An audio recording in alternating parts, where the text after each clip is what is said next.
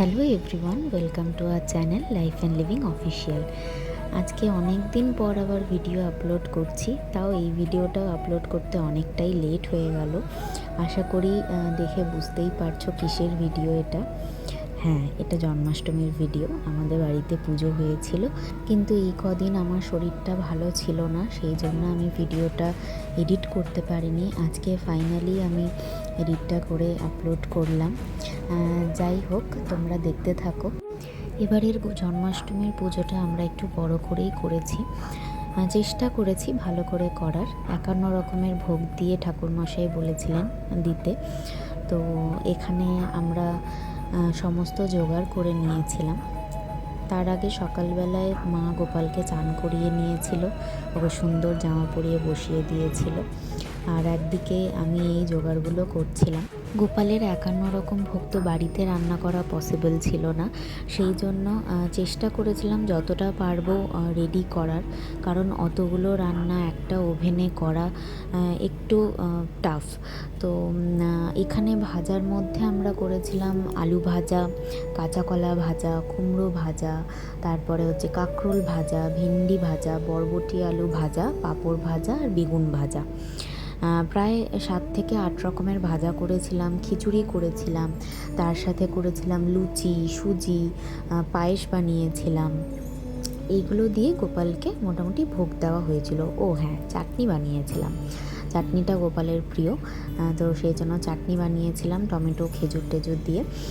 আর যতটা আমি পেরেছিলাম চেষ্টা করেছিলাম বাইরের থেকে মিষ্টি, নাড়ু, মালপোয়া, গজা এইসব দিয়ে ভোগটা মানে 51 রকম করার। তো এখানে আমি জোগাড় সারার পরে একদিকে মা রান্না করছিল।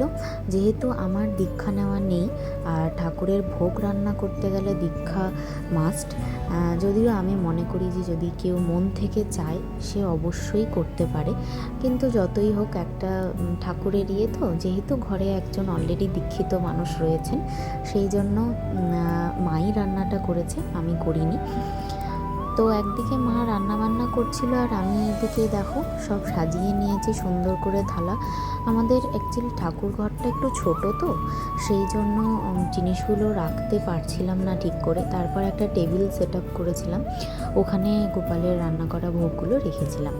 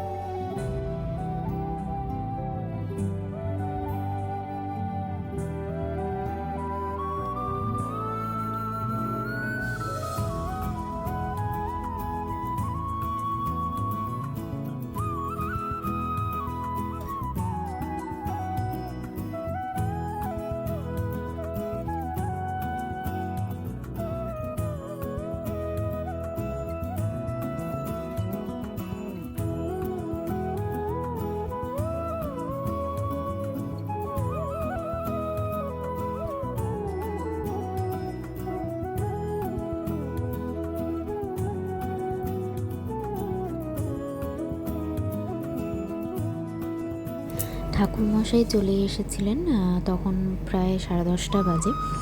তখনও যদিও আমাদের একটুখানি বাকি ছিল, লুচিটা করা হয়নি। যাই হোক, লুচি টুচি করে তারপরে আমি ভোগগুলো সাজিয়ে নিয়েছিলাম। এরপর পুজো শুরু হয়ে গেছিলো। আর এই দেখো আমার গুপুকে কেমন লাগছে সবাই একটু বলবে। ওকে সুন্দর করে সাজানো হয়েছে। আর এই জামাটা হচ্ছে বৃন্দাবনের জামা, ও নিজেই পছন্দ করে এগুলো কিনেছে। ঠিক আছে, আমি এটা কিনতে চাইনি, কিন্তু ওই আমাকে দেখিয়েছে যে না আমি এটা কিনবো। যাই হোক, ওই জন্য ওটাই ওকে কিনে দিয়েছি। ও খুব খুশি বৃন্দাবনের জামা পরে। আর সমস্ত যা কিছু যাবতীয় ওকে সাজ করানো হয়েছে, সব জিনিসই বৃন্দাবন থেকে আনা। আর শুধু এই মাথার মুকুটটা ফুলের, এটা দেখেছিলাম ফুলের দোকানে বিক্রি হচ্ছিল নানান ধরনের মুকুট। আমার এটা সব থেকে বেশি পছন্দ হয়েছিল, তো আমি এটা নিয়ে এসেছিলাম, তাই অরিজিনাল মুকুটটা ওকে পরাইনি, মানে এমনি কাপড়ের যে মুকুট কিনেছিলাম সেটা পরাইনি, ফুলের মুকুটটা পরিয়েছিলাম।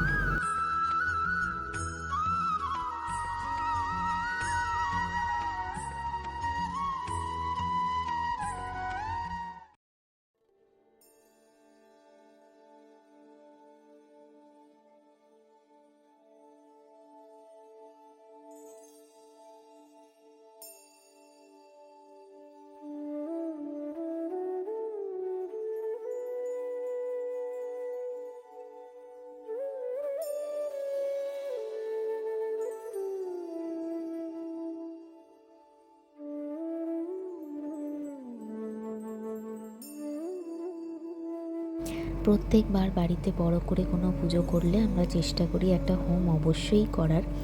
হোম করলে বলে যে অনেক নেগেটিভিটি দূর হয়, সংসারে শান্তি বজায় থাকে, আর এই যে হোমের আগুন যত উঁচুতে ওঠে সেটা ততটাই ভালো। তো আমরা সেদিনকে হোমটা করেছিলাম, প্রায় পুজো শেষ হতে হতে 1 ঘন্টা তো সময় লেগেই গেছিলো।